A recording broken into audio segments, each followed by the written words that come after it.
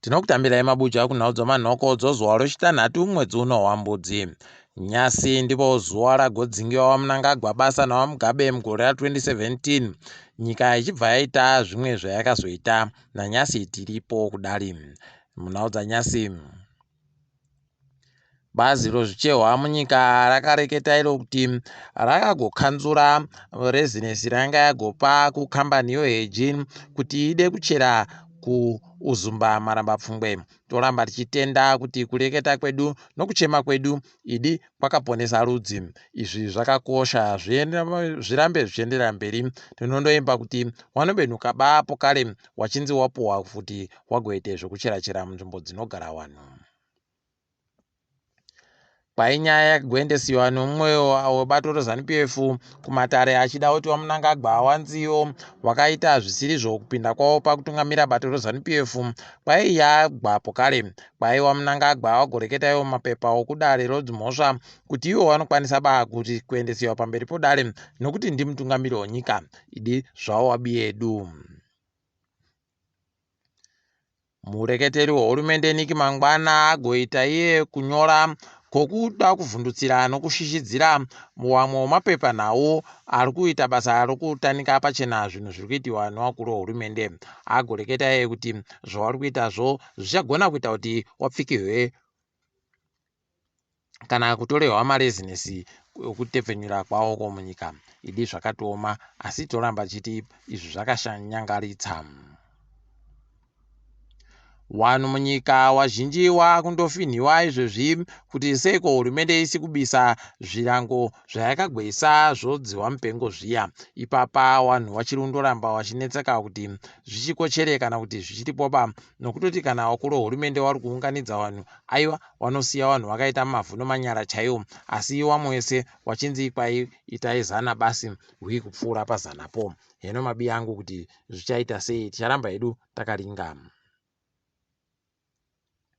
Kwai hwendo huno wari kurima nowakarima gorosi wanogona kutadza kubhadharwa mari dzawo kana waendesa gorosi kuGMB nokutoti wanopepeta nokugaya zvirimwa wakutadza kuirana nehurumende nokutoti ipapa wakatoreka zvokuti wapinde dhiri rawanga wapinda nehurumende kuti wagoise imwe mari inokubhadhara warimi. Heno mabiya angu kuti tichasara tiri papi isu wari kurima ipapa zvichatoramba zvichinetsa izvi ticharamba tichiona kuti zvinenge zvichitekaira sei tigokunyepai. Kwai akambenga ari kubato reZANU-PF Godfrey Tsenengamu aitawo batorache ratandanyasi. Ipapa kwairi kunzi Front for Economic Emancipation in Zimbabwe. Heno mabiya angu kuti richaita zvinhu chere kana kuti zvichadini. Ichokwadi kuti gore ra2023 aiwa raita kuringiwa novazhinji chaiko. Idi zvakatonaka kuita unga munda wokugariwa mapfene. Heno mabiya angu ticharamba tichiringa kwazvinoperera. Kwai bato reZANU-PF pabodzi pono Pollard wagonyora tsamba kuUnited Nations wari kukumbira kuti wabatsirwe kuti watangise pokare kutengesa mangoda. Heno kuti zvichabvumiwa chere kana kuti zvichaperera papi chedu kutoramba takaringa. Idi dai wari wamwe waindochinja maitiro awo waite kukona kuti zviri kunodiwa zvo kuti zviitike wakone kutengesa zvakanaka zviribe kukumbirana nokugombedzerana novazhinji. Kwai Zimbabwe Anti-Corruption Commission yagomanikidziwa kuti itobhadhara mari inopfuura mamiliyoni 5 omadhora omunyika pabodzi pono dzimotika dzinoshamisa zhinji hombe. Izvi zvakatooma nokuti kwai yakadzinga Edwin Matibiri, Gibson Mangwiro pabodzi pona Christopher Chisango avo wakavaendesa kumatare rodzimhosva wakabva wahwina nyaya yawo. Kubva gore ra2016 waifana kuti wabhadhawe mari ndo mari dzacho dzanzi dzakutopfuura mamiliyoni 5 chaiwo. Heno mabiya angu kuti zvichaperera papi asi zviri kutorwadza vazhinji chaiko ipapa. Mvura munyika yakutangisa kudhurawo kuenderana nozviri kuita zvimwe zvese. Ipapa kwai Warimi woma-A2 wagobhadhara madhora 770 anomasendi 35 pamarita anosvika churu 100 Ipapa kwai pokare wari kurima wari kumamisha wanogobhadharawo madhora anosvika 134 ano masendi 45 pazana rechuru romarita omvura.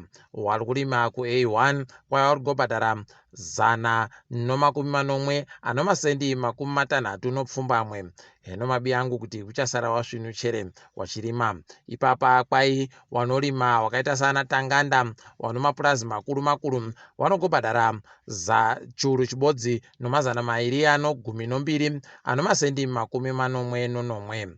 Ipapa kwai wemugodhi vanogobhadhara zviuru zvisere no mazana 703 omadhora nomasendi 45. Kwai wari mudzimba vanogobhadhara mari inotandira pamadhora 50 kusvika pamadhora 120 pachuru chomarita chega chega niyo wanenge wasenzesa pamwedzi. Heno mabi angu kuti zvichamira mushechere ticharamba takaringa tiringedzi kuitika pasi rese. Kwai umwe kuUganda anga ari kumirira nyika iyi kuSomalia adzingiwa kuSomalia ko nokuti ari kuita mutsepwede kwai atadza kuirana nehurumende iyi. Heno mabi angu kuti waMuseveni wachaitawo sei ipapa. Tanzania kwai yagonzi iyo seiko yaita zvokubuda kudare rinoremekedza kodzero dzowanhu ari kuArusha. Heno mabi angu kuti zvichamira mushechere wazhinji wangu wagoringira kuti mutungamiri wenyika ikweyo acharamba arimo mudare iri. Heno ticharamba tichiringa hedu uko zvinoperera. Kwai wapfa kuSierra Leone wakutoda kutosvika 100 chaiko nokutoti ipapa wakaita kuputikirwa nopeturu yange kutaika yawaida kuhora yange iri mutangi ranga raita tsaona zvakatooma mabi angu, asi toti mweya yawo izorore murugare. South Africa kwai yabuditsiwa kumutambo pasi rese woT20 wokiriketi. Heno mabi angu kuti wachaita sei, asi tichaona hedu wachiramba wachitoita kuchema chaiko. Nyasi pokare kuchema kukuramba kuchinderera mberi, asi taizviziva hedu kuti chikwata choManchester City chichakuba chikwata choManchester United nozvibodzwa 2 kwa idi #alleout. Aiwa nyasi yaramba ichitotonga nanyasi ichirundotonga #alleout. Takadaro zvedu mhanduwe WeNhau ndini tinoonana musi womuvhuro. Murinzike zvesvino.